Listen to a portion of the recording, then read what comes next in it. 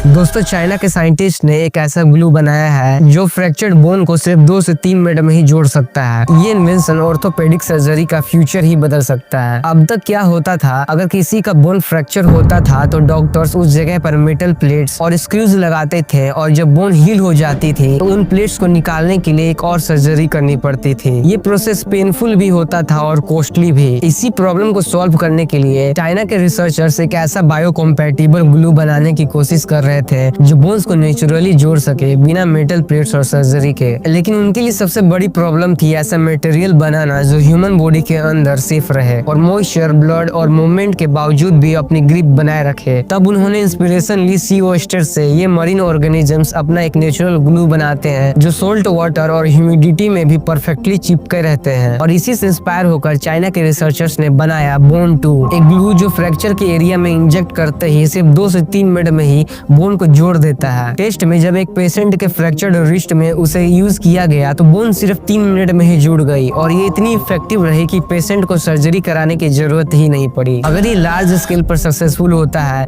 तो ये medical science के लिए गेम चेंजिंग इनोवेशन साबित हो सकता है, जहाँ फ्रैक्चर्स का ट्रीटमेंट सिर्फ एक इंजेक्शन से हो जाएगा बिना सर्जरी, पेन और रिकवरी टाइम के।